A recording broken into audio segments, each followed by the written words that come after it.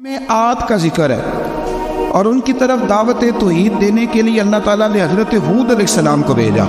ہود علیہ السلام نے قوم سے کہا کہ میں تم سے کسی چیز کا اجر طلب نہیں کروں گا، میرا اجر میرے اللہ کے بارگاہ میں ہے، بس تم اپنے رب سے بخشش مانگو، پھر اس کی بارگاہ میں توبہ کرو، اللہ تعالیٰ تم پر موسلا دار بارش برسائے گا اور تمہاری قوت میں اضافہ فرمائے گا۔ قوم عاد نے دعوت حق کو رد کیا اور ایمان نہ لائے، بلکہ ہود علیہ السلام پر طنز کیا۔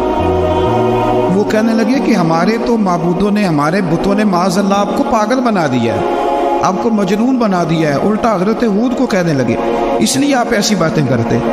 ہود علیہ السلام نے کہا میں اللہ کو گواہ بناتا ہوں اور تم بھی گواہ رہنا کہ میں تمہارے شرک سے بری ہوں اور میں اللہ پر توکل کرتا ہوں اور میں نے رسالت کا حق ادا کر دیا ہے۔ آیت نمبر 58 میں اللہ تعالیٰ نے فرمایا جب ہمارے عذاب کا وقت آ گیا تو ہم نے اپنی رحمت سے ہود اور ان کے ساتھ مومنوں کو نجات عطا کی۔ قوم عاد نے اللہ کی نشانیاں اور رسولوں کو جھٹلایا اور دنیا اور آخرت میں لعنت کے حقدار ہوئے۔ آیت نمبر 61 میں پھر سے حضرت صالح علیہ السلام اور ان کی قوم سمود کے حالات کو بیان کیا گیا۔ حضرت صالح نے کہا ہے میری قوم اللہ وحدہ لا شریک کی عبادت کرو، اس سے بخشش طلب کرو، اس کی بارگاہ میں توبہ کرو، اس نے تمہیں زمین سے پیدا کیا ہے، اس پر آباد کیا ہے۔ جواب دیا ہے صالح ہمارے آباء و اجداد کے معبودوں کی عبادت کو روکنے سے پہلے ہمیں آپ سے بڑی امیدیں تھیں اور اب آپ ہمیں روکنے لگ گئے ہیں باپ دادا کے دین سے، لیکن اب ہمیں آپ کی دعوت کے بارے میں شکوک ہیں۔ صالح علیہ السلام نے اپنی قوم سے کہا کہ یہ اللہ کی اونٹنی ہے اور یہ تمہارے لیے نشانی ہے، اسے چرنے کے لیے آزاد چھوڑ دو اور اسے تکلیف نہ دینا، اللہ اکبر، ورنہ تمہیں عذاب پہنچے گا۔ انہوں نے اونٹنی کی کونچیں کاٹ ڈالی۔ صالح علیہ السلام نے کہا تم صرف 3 دن اپنے گھروں میں مزے اٹھا لو، 3 دن، پھر اللہ کا یقینی عذاب آئے گا۔ پھر ایک چنگاڑ نے ان کو آ دبوچا، وہ اپنے گھروں میں گھٹنوں کے بل اوندے پڑے رہ گئے۔ صرف صالح علیہ السلام ان کے ساتھ اہل ایمان اس عذاب سے بچے۔ یہ 3 قوموں کا ذکر ہو گیا، نوح علیہ السلام کی قوم کا بھی، ہود علیہ السلام کی قوم کا بھی اور حضرت صالح علیہ۔ آگے اللہ تبارک و تعالیٰ نے آیت نمبر 69 میں اس بات کا بیان فرمایا کہ حضرت ابراہیم علیہ السلام کے پاس فرشتے بشری شکل میں آئے، انسانی شکل، انہوں نے اجنبی مہمانوں کے لیے بچڑے کا بھنا ہوا گوشت تیار کرایا۔ آپ یقین کریں کچھ باتیں لوگ ایسی بیان کرتے ہیں کہ جن کو نہ سن کے بندے کا دل کرتا ہے کہ اس بندے کو بتائیں کہ یار یہاں تو دین سارا پڑھ۔ ایک صاحب مجھے کہنے لگے جی میں ایک پیر صاحب کے پاس گیا تھا تو بڑی مرغن غذائیں تھیں، انہوں نے میری بڑی خدمت کی پر مجھے نہیں اچھا لگا، پیروں کو چاہیے سادی روٹی رکھیں۔ میں تو پیروں واسطے لسٹ بنا ہوا انہوں نے کس طرح نہ ہونا چاہیے۔ یہ بہت بڑی مصیبت ہے، اگر آپ سادہ کھانا کھلا دیں تب بھی اعتراض ہے، اچھا کھلا دیں کہتے رولا ہے کوئی پیر چوکھے مالدار، دونوں طرف سے مسئلہ۔ تو کہنے لگا جی نہیں پیروں کا کیا کام ہے، وہ کڑائیاں اور وہ سارے۔ تو پھر میں نے انہیں کہا کہ آپ اس طرح کریں، گھر جا کے نا تو 12ویں سپارے کی تلاوت کریں۔ حضرت ابراہیم نے اپنے مہمانوں کے لیے بھونا ہوا کھانا تیار فرمایا تھا۔ تو آپ کیا کہیں گے کہ حضرت ابراہیم درویش نہیں تھے؟ عجیب بات ہے بھائی، آپ ہر بات میں اڑ جاتے ہیں۔ دین ہم نے وہ لینا ہے جو اللہ کا قرآن ہمیں دیتا ہے اور رسول اللہ کی حدیث ہمیں دیتی ہے۔ جب انہوں نے دیکھا کہ مہمان کھانے کی طرف ہاتھ نہیں بڑھا رہے تو ان کو ڈر محسوس ہوا۔ حضرت ابراہیم کو فرشتوں نے کہا کہ ہمیں قوم نوح علیہ السلام کے عذاب کے لیے بھیجا گیا ہے۔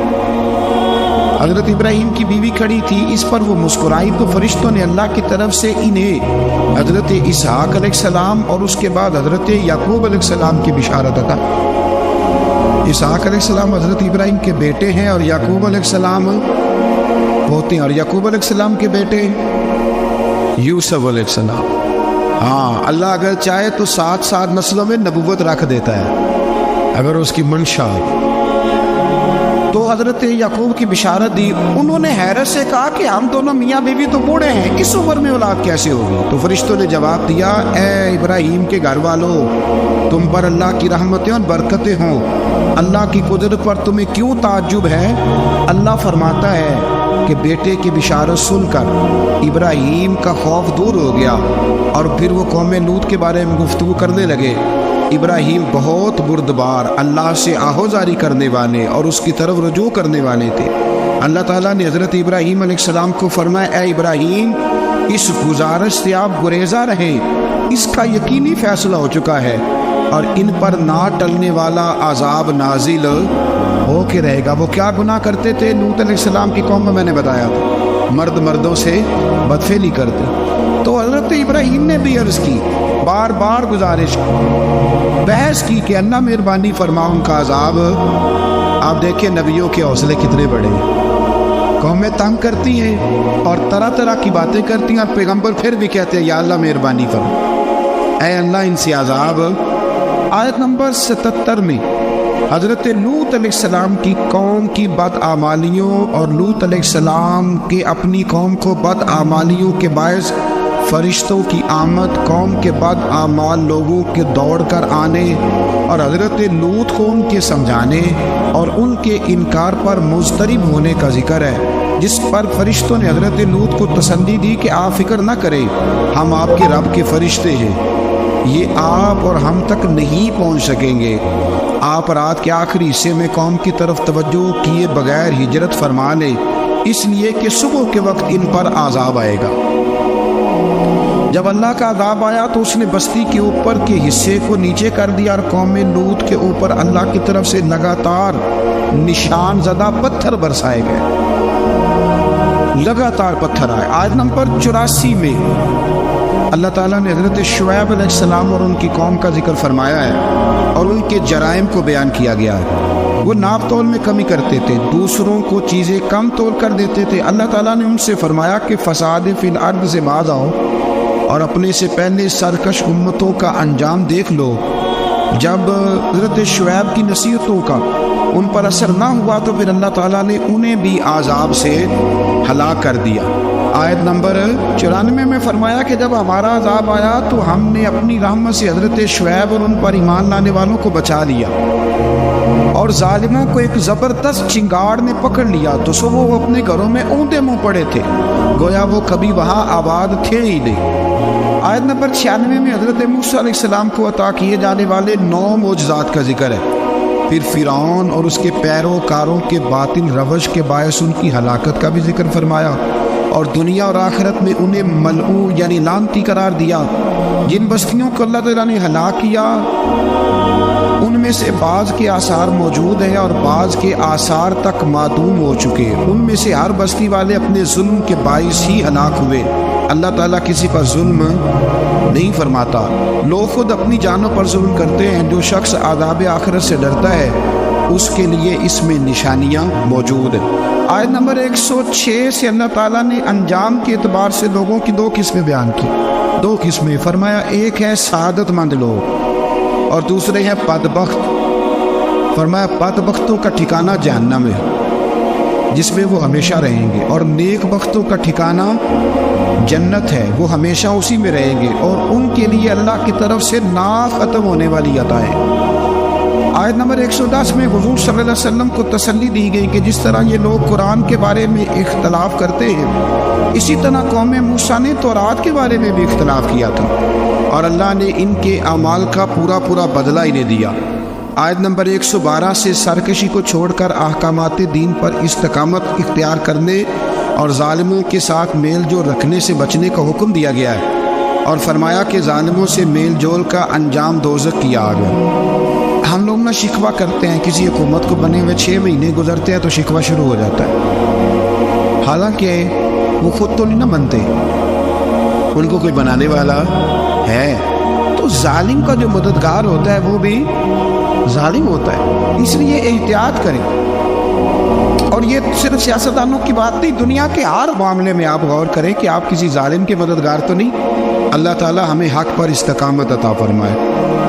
آیت نمبر 114 میں دن کے دونوں طرفوں میں اور ابتدائی رات کے کچھ حصے میں اللہ تعالیٰ نے نماز قائم کرنے کا حکم دیا ہے۔ رات کے کچھ حصے میں بھی نماز پڑھنی چاہیے، اور یہ بھی بتایا کہ بے شک نیکیاں گناہوں کو مٹا دیتی ہیں اور یہ نصیحت قبول کرنے والوں کے لیے نصیحت ہے۔ آیت نمبر 120 میں اللہ تعالیٰ نے فرمایا کہ ہم آپ صلی اللہ علیہ وسلم کو رسولوں کی تمام خبریں آپ کے دل کی تسکین اور تقویت کے لیے بیان کرتے، اور ان میں مومنوں کے لیے نصیحت اور عبرت ہے کہ ان ساری باتوں سے عبرت پکڑ لو۔ بچہ صرف وہی جو اللہ کے نبیوں کے طریقے پہ چلا اور نبیوں کے ساتھ رہا، باقی بچ سکے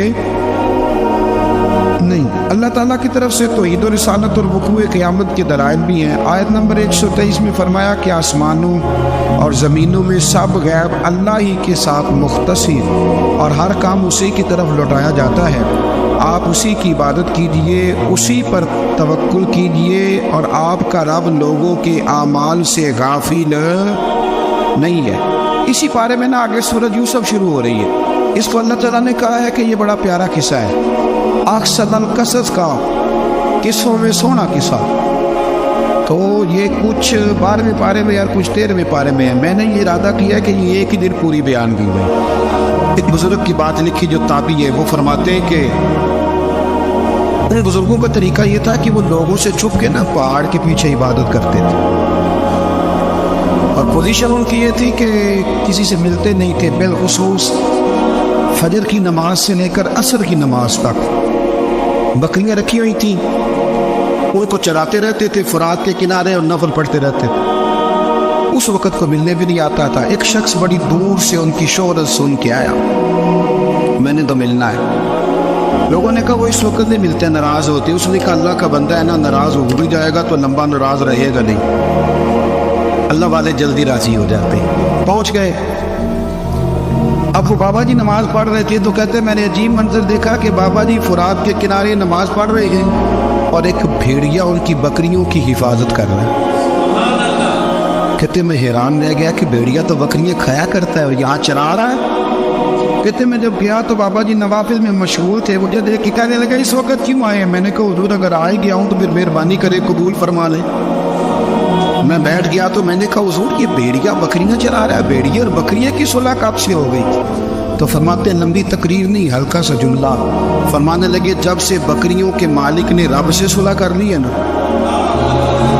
تب سے بھیڑیوں نے بھی بکریوں سے صلح کر لی ہے۔ بکریوں کے مالک نے رب سے صلح کر لی، گناہ چھوڑ دیے، اس کی فرما برداری میں آ گئے۔ اب پھر اسے بکریاں چلانے کی ضرورت نہیں رہی، بکریاں نہ اب بھیڑیا چراتا ہے۔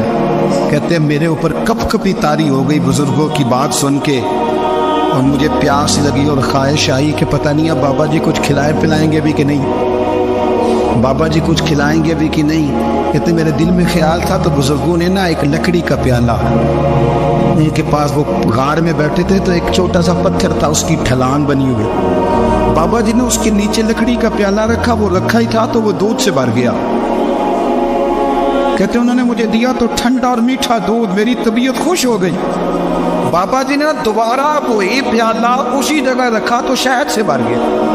1000 سال پہلے داتا صاحب لکھ رہے ہیں، کہتے مجھے دیا، میں نے فوراً کہا، میں نے کہا حضور یہ دودھ تو گائے فیض دیتی ہے، پہاڑوں سے تو نہیں نکلا کرتا، اور شہد تو شہد کی مکھیاں دیتی ہیں، پتھروں سے تو نہیں نکلتا، یہ آپ کہاں سے نکال رہے ہیں؟ تو کہتے ہیں وہ قرآن مجید پڑھنے لگے۔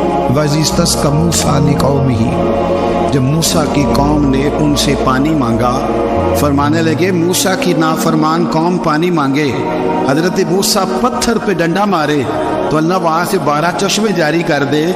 جو رب حضرت موسیٰ کی نافرمان قوم کے لیے پتھر اور پہاڑوں سے چشمے نکال دیتا ہے نا، وہ محمد عربی کے غلاموں کے لیے پتھر اور پہاڑوں سے دودھ اور شہد میں نکال دیتا ہے۔ وہ بزرگ کہنے لگے بس بات یہ ہے کہ آج بھی ہو اگر ابراہیم کا ہی ماں پیدا تو آگ کر سکتی ہے انداز گلستاں پیدا۔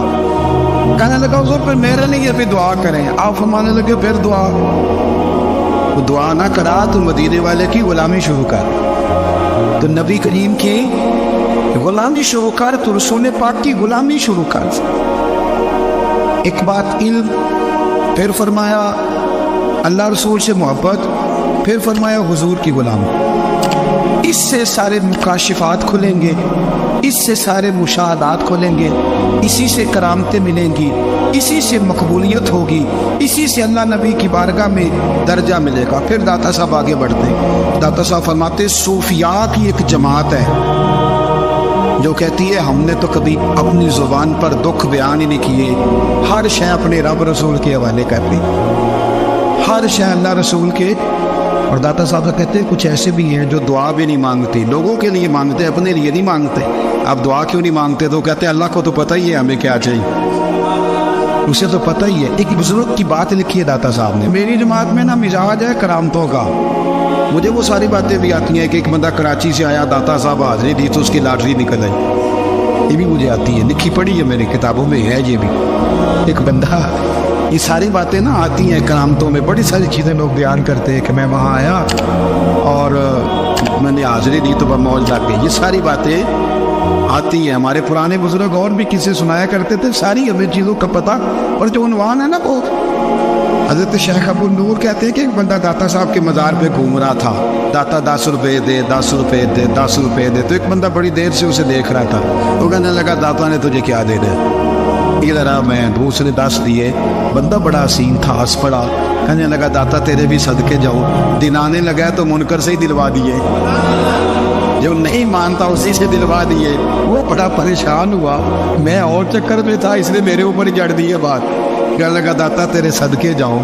تو یہ ساری باتیں کتابوں میں موجود ہیں. لوگوں نے اپنے اپنے مشاہدات جو جس کے ساتھ پیش آئے اس کے بیان کیے ہیں. بہت ساری باتیں قابل بیان ہیں، پر جو عنوان ہے میں اس میں رہنا چاہتا ہوں. داتا صاحب رحمۃ اللہ علیہ فرماتے ہیں ہماری تعلیمات کہ اپنے دکھ درد دنیا داروں سے بیان نہیں کر دے. سوال کا دروازہ لوگوں کے سامنے کھولنا اللہ والوں سے کہیں گے کبھی کہنا ہوگا تو دنیا داروں سے کہنا.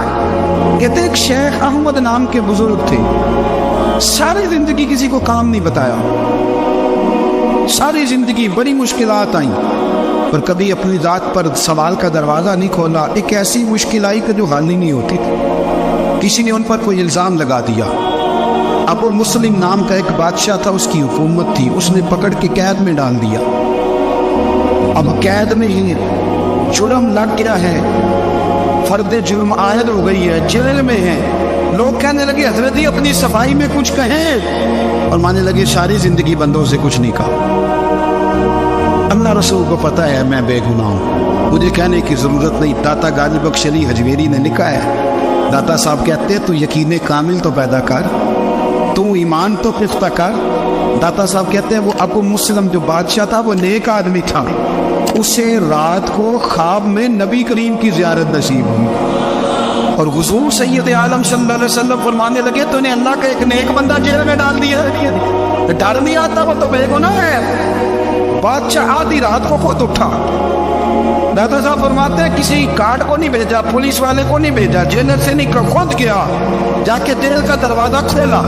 دروازہ کھول کے اس درویش کو آزاد کیا. کہنے لگا بابا جاؤ، مجھے پتہ چل گیا آپ بے گناہ ہیں. بابا جی سلام کر کے جانے لگے تو بادشاہ پھر آگے آیا، ہاتھ باندھے، ہاتھ چومے. کہنے لگا حضور آپ بڑے نیک ہیں، میرے لیے کوئی حکم ہو تو بتائیے گا، میرے لائق کو خدمت ہو تو بتائیے گا. تو شیخ احمد فرمانے لگے تجھے ابھی بھی سمجھ نہیں آئی، تجھے ابھی بھی نہیں سمجھ آئی. کہنے لگا حضور کیا؟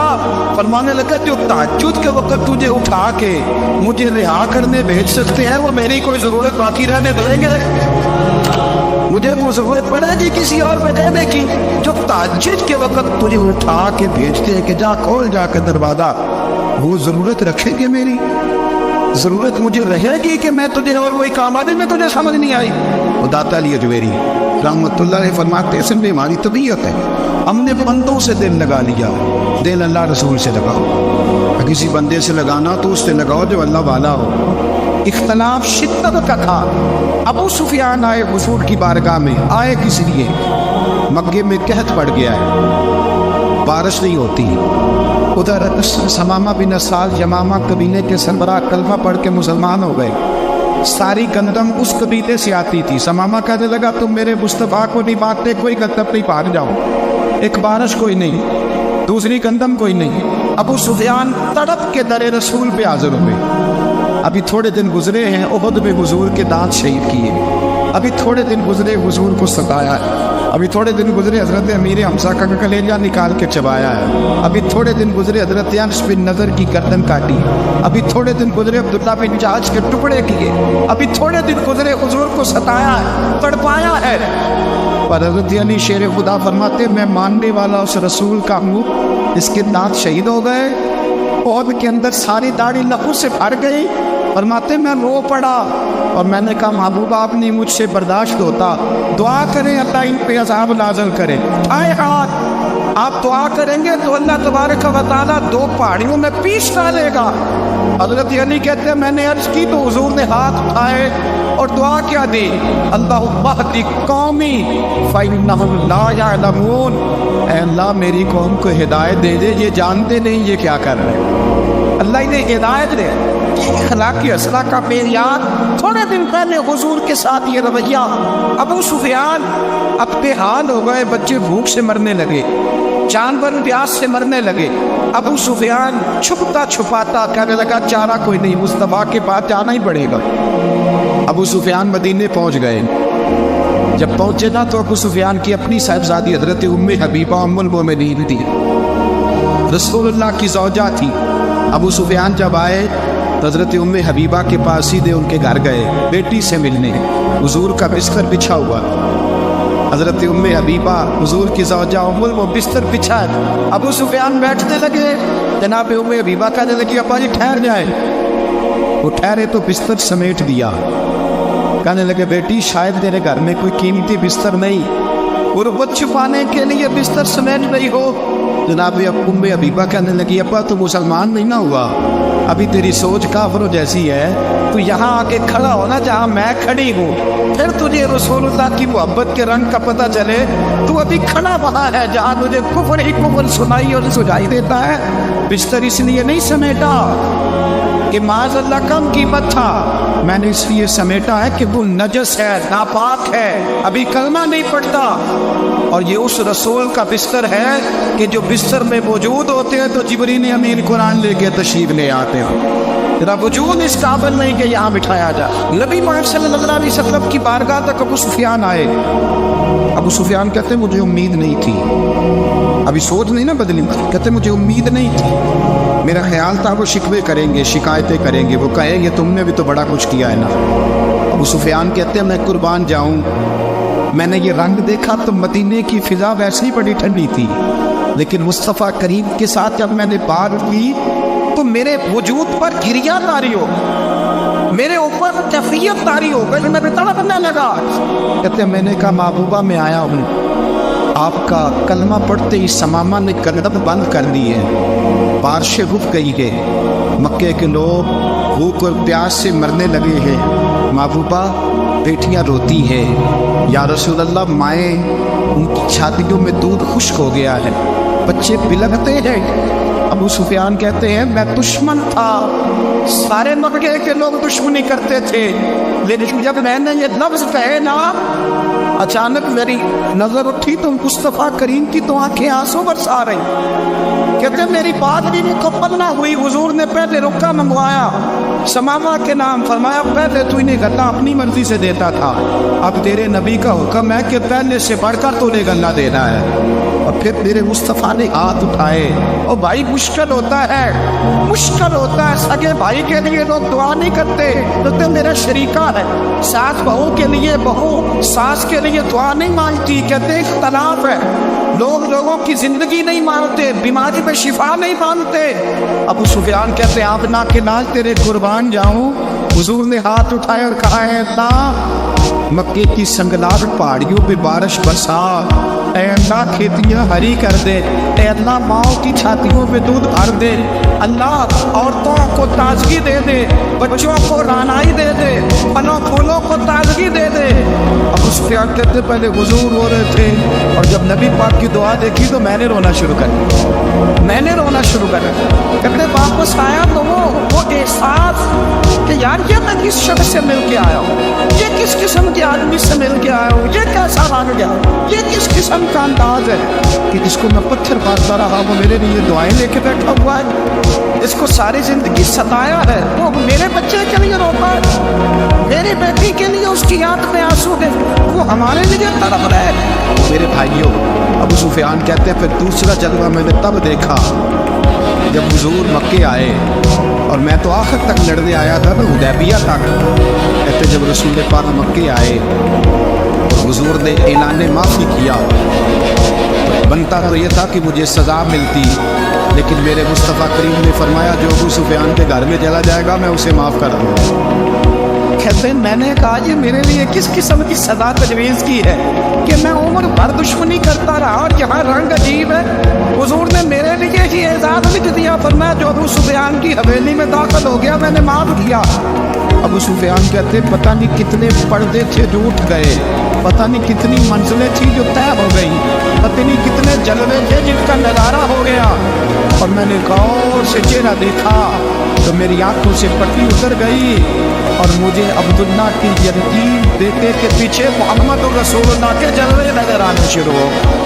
اخلاقی قدریں جب موجود رہتی، یا تو لوگ مرے ہوئے شخص کو مارتے، یا تو سڑک پر اتنی قرابت ہے اور کتنا گر گیا ہے اخلاق ان لوگوں کا، ایکسیڈنٹ ہو گیا ہے، ٹرین کی پٹری سے اتر گئی ہے، چیخو پکار ہے، آہے ہے، تڑپنا ہے، رونا ہے، سسکیاں ہے، ماں کا بازو کٹا ہے پر وہ چیختی ہے ذرا میرے بیٹے کا پتہ کرو، آپ کی آنکھوں میں ریت پڑ گئی ہے پر وہ تڑپ تو میرا بیٹا تھا، چیخو پکار ہو رہی ہے۔ اور ظلم ہے اس قوم کا جو بچانے والے آئے ہیں وہ پہلے آتے ہی اس کی جیبیں ٹٹول ان کے بدوے دیکھ رہے ہیں، گری ہوئی عورتوں کے، یہ آپ اٹھا کر دیکھیے اخبارات، عورتوں کے گری ہوئی عورتوں کے کانوں سے بالیاں نوچی گئی اور ان کے کان کٹ گئے۔ یہ اس قوم کا حال ہے۔ اقبال کہتے ہیں جنہیں آتا نہیں دنیا میں کوئی فن تم ہو اور بیچ کھاتے ہیں جو بزرگوں کا کفن تم ہو، تم وہ لوگ ہو جو کفنوں پہ سودے کرتے ہو، جو قبروں پہ سودے کرتے ہو۔ لوگ تجارتیں کرتے ہیں، اخلاقی بستی کا یہ عالم کے لوگ قبروں پہ سجدے کرتے ہیں، بیٹے بیچ کے دہیج خریدتے ہیں، غریب کی بیٹی روز تڑپتی ہے، روتی ہے، روز سسکیاں لیتی ہے کہ کہاں سے وہ دروازہ کھلے گا، جب میں بھی جب سہاگن ہوں گی، جب میرا باپ بھی عزت کے ساتھ مجھے رخصت کرے گا۔ اور غریب آدمی بیٹی کی شادی کے بعد اتنا پکی رہتا ہے، وہ بھی کم بھی لوگ جانتے ہیں، وہ بھی وہی لوگ جانتے ہیں جو اس منظر سے گزرتے ہیں۔ ہمارا اخلاقی معاملہ اس قدر زیادہ تباہی کا شکار ہے۔ میرے مصطفیٰ کریم سید عالم نور مجسم صلی اللہ علیہ وسلم جذبات کا خیال رکھنے، احساسات کا خیال رکھنے، تصورات کا۔ او بھائی اس سے بڑا اخلاق کا مظاہرہ کہاں سے لینے جاؤ گے کہ آپ اللہ کے لال فرماتے ہیں میرا دل کرتا ہے نماز لمبی پڑھاؤ، نماز اللہ کی نماز، دل کرتا ہے لمبی نماز پڑھاؤ، میں لمبی سورتیں تلاوت کروں، میں کھل کے رب کریم کا قرآن پڑھوں، میں اللہ تبارک و تعالیٰ کی قرآن مجید کے ذائقوں میں کھو جاؤں۔ لیکن حضور فرماتے نماز میں کسی بچے کے رونے کی آواز آتی ہے، کسی بوڑھے کی ہائے کی آواز آتی ہے، کسی بیمار آدمی کی ہائے کی آواز آتی ہے۔ نبی پاک فرماتے میں اللہ کی نماز چھوٹی کر دیتا ہوں، اللہ کے بندوں کا خیال کرتا ہوں، میں رب کی نماز چھوٹی کر دیتا ہوں، رب کریم کے بندوں کا خیال کرتا ہوں۔ خدا کے بندے تو ہیں ہزاروں، بنوں میں پھرتے ہیں مارے مارے، میں اس کا بندہ بنوں گا جس کو خدا کے بندوں سے۔ میرے حبیب کریم سید عالم صلی اللہ علیہ وسلم نے فرمایا اللہ کریم نے بندے کو مخلوق کو پیدا کرنے سے پہلے جو تحریر سب سے پہلے لکھی تھی نا، اللہ نے اپنے پاس جو جملے سب سے پہلے لکھے تھے بندے بنانے سے بھی پہلے، وہ فکر یہ تھے کہ ان رحمتی سبقت اعلی غضبی، رب کریم نے لکھا تھا بے شک میری رحمت زیادہ ہے، میرا غضب زیادہ نہیں ہے۔